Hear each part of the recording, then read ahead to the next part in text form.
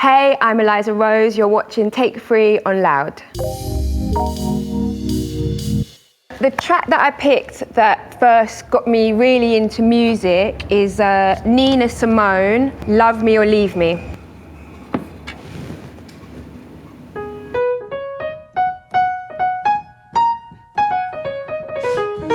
Love me and leave me and let me be lonely.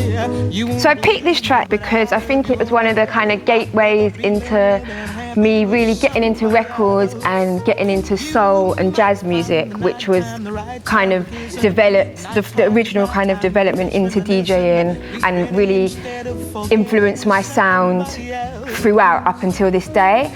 And how it happened, I used to sing. So I was a singer when I was really like much younger, and when I was 15, that was what I was doing. I was singing, and I was really obsessed with Amy Winehouse, and I was also working at the record shop at the time. So I'd play Amy Winehouse, and people in the shop would be like, "Oh, you should listen to this: Billie Holiday, Nina Simone, Ella Fitzgerald."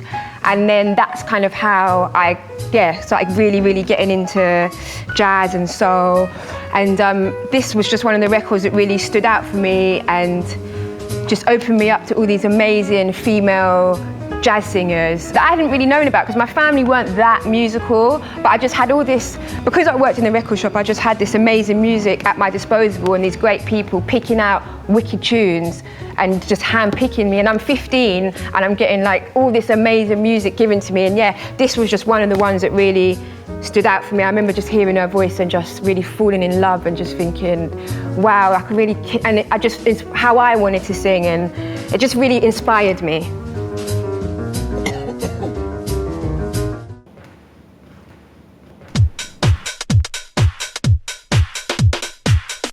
So the track that I've been playing loads is a track called Anticipation by No Worries, out on Grooveyard, which is one of my really favourite labels, Wicked Garage House and UK Garage label. I think that's from 98, I think. 98 or 97, which is just wicked time for music, in my opinion. And I think with that track, I would have been rinsing it out this summer.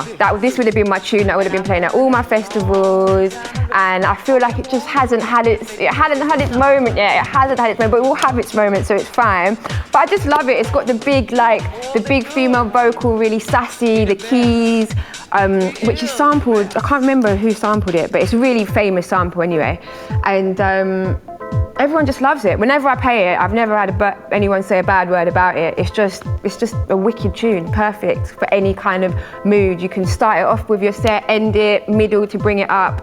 It's just the one that I honestly think will probably never leave my bag. It's just my safe kind of go-to tune. And I just love it. It's kind of just so my style of like how I play.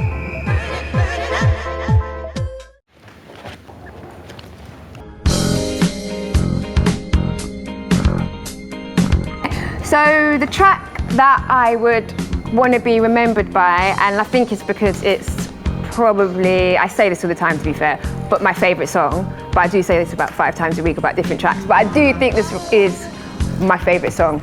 And it is called Turn Around by Heatwave, and I just think it's absolutely beautiful. And I picked it up in Idle Hands in Bristol, and actually I was listening through all of them and I was kind of like, not really into it, it's alright, and it was actually the last track that I listened to, and I was just like blown away. And it's taught me to make sure you just go through the whole album and listen, because there might just be that one good track. And I just don't know, I just think it's just such a beautiful song. I don't think it's super known either, which is always a bit of a touch.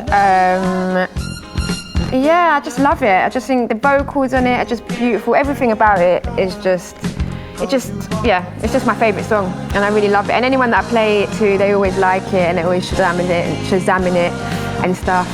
So this is it, my favourite song.